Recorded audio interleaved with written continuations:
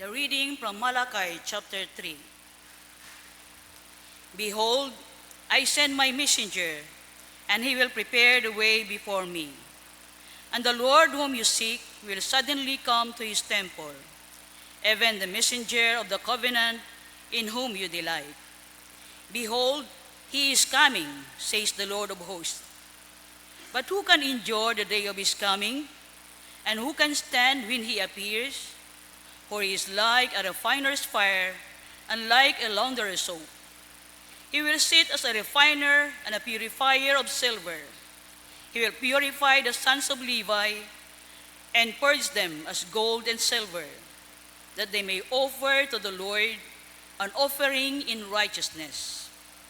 When the offering of Judah and Jerusalem will be pleasant to the Lord, as in the days of old, as in former years. Behold, I will send you Elijah the prophet before the coming of the great and dreadful day of the Lord. And he will turn the heart of the fathers to the children, and the hearts of the children to their fathers, lest I come and strike the earth with a curse. The word of the Lord. Thanks be to God. Please stand for the responsorial psalm taken from Psalm 25. Together, let us recite the response. The secret of the Lord is with those who fear him, and he will show them his covenant. Show me your ways, O Lord. Teach me your paths. Lead me in your truth and teach me. For you are the God of my salvation. On you I wait all the day. The secret of the Lord is with those who fear him, and he will show them his covenant. Good and upright is the Lord. Therefore, he teaches sinners in the way. The humble he guides in justice, and the humble he teaches his way. The secret of the Lord is with those who fear him, and he will show them his covenant. All the paths of the Lord are mercy and truth, to such as keep his covenant and his testimonies. The secret of the Lord is with those who fear him, and he will show them his covenant.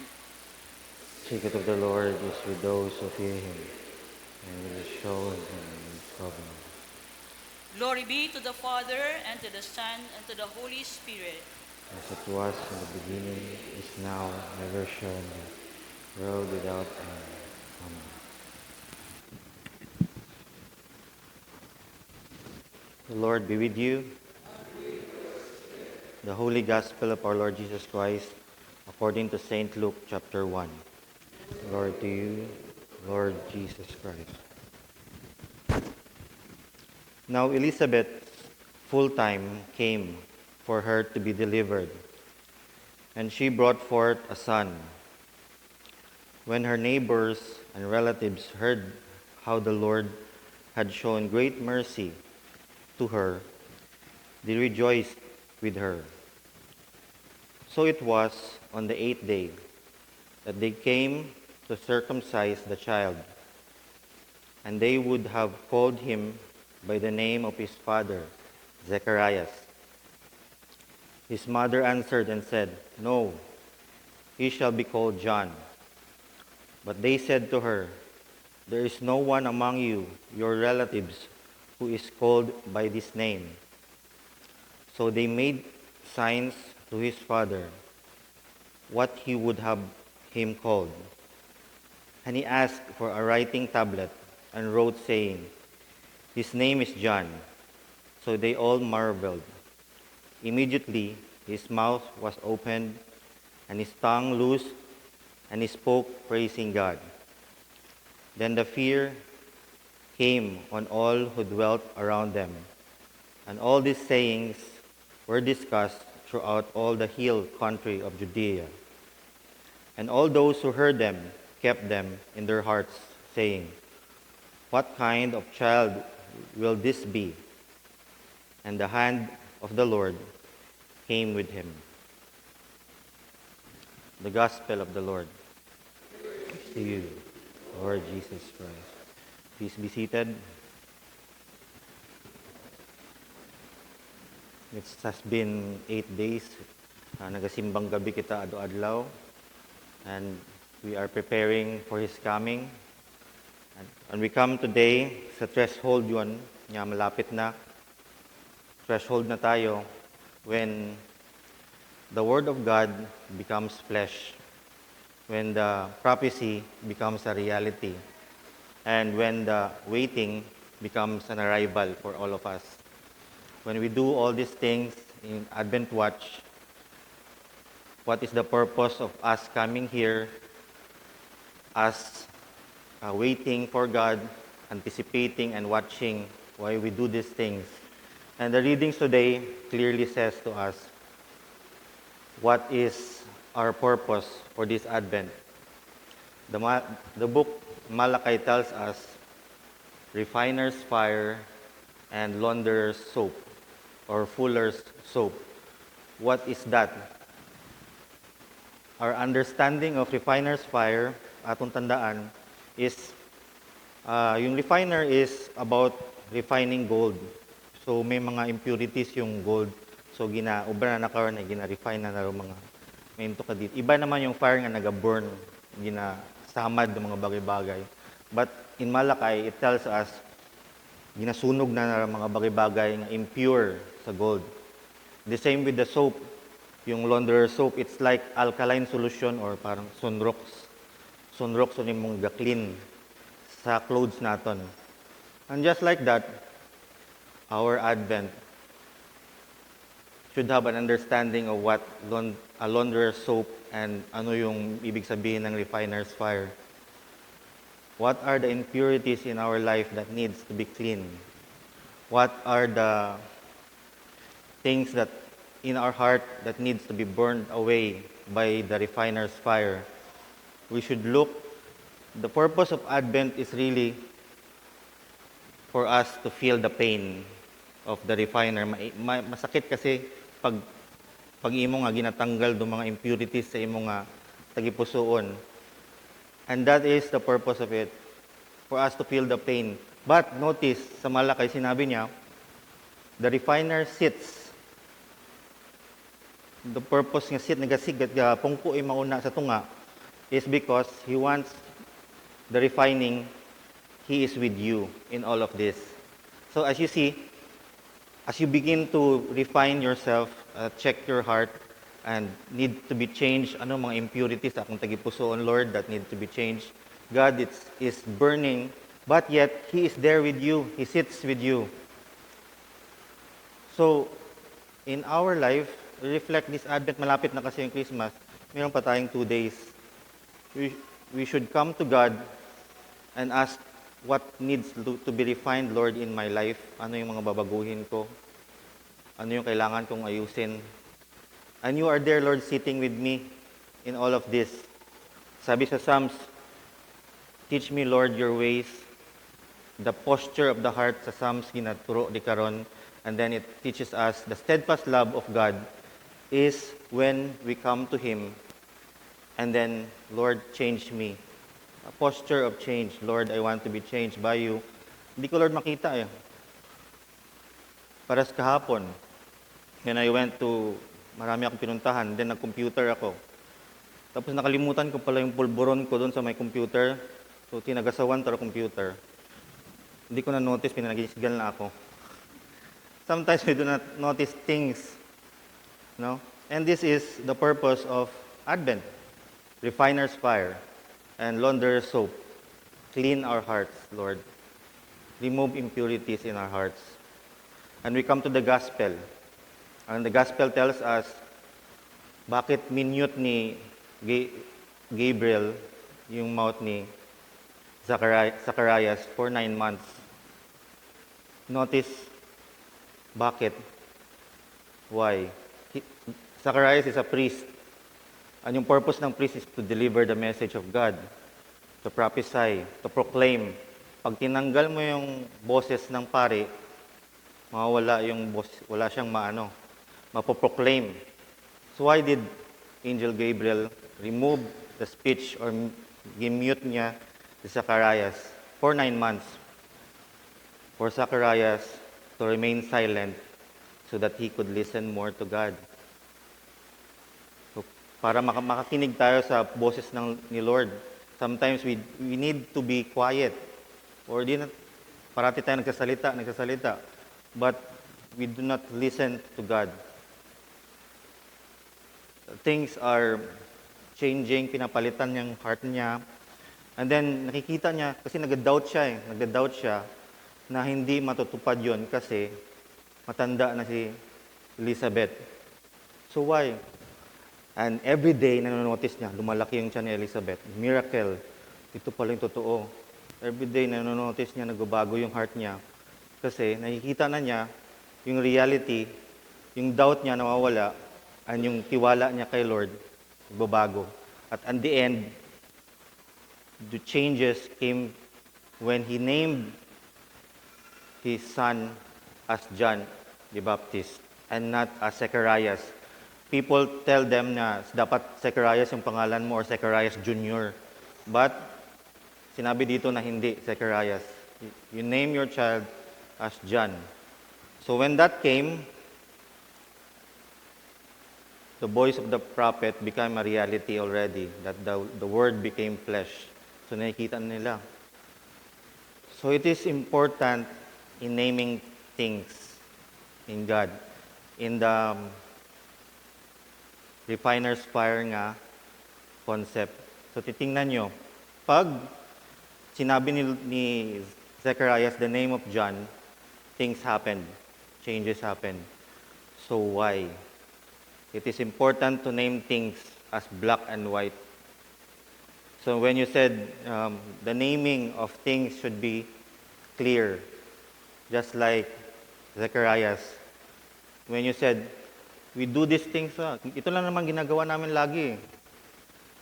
When you said corruption, di ba? Sa corruption, ito yung ginagawa namin lagi. Ito na yung sa generation to generation eh. When you name this as, yun na yung ginagawa. Or when you name yung sin as, I am being human. Sin is, I am being human. Ganun lang sinasabi natin. But sin is sin. Corruption is corruption. Take a look at it. When you name things according na as expectation na sinasabi nila ganito, dapat the gospel tells us to know how to name in your heart what is right and what is wrong. Sabi sa gospel. And with that, the refiner's fire helps us. Again, yung simbang gabi, yung Advent hour na ginagawa natin is nothing if nothing change in our heart. If there is still impurity. When you come to God, Lord, I come to you. And then, makikita mo. He just sits with you and tell you, are you being childish this time around? You're being this one. It hurts sometimes, but it helps. It helps us change. Lord, what are the things nga naging childish ako? Ano yung mga reaction ko na hindi dapat pala gawin ko? He brings it to you in your prayer time. Ganun pala yun. Hindi ko alam, Lord eh. So, hindi natin alam yon. And then He sits, kaya nga lumalapit siya sa malakay sinasabi, lumalapit siya sa iyo, and then He sits. That you will be changed. So, sabi pa dito, sa last part ng gospel natin, na what kind of child is this?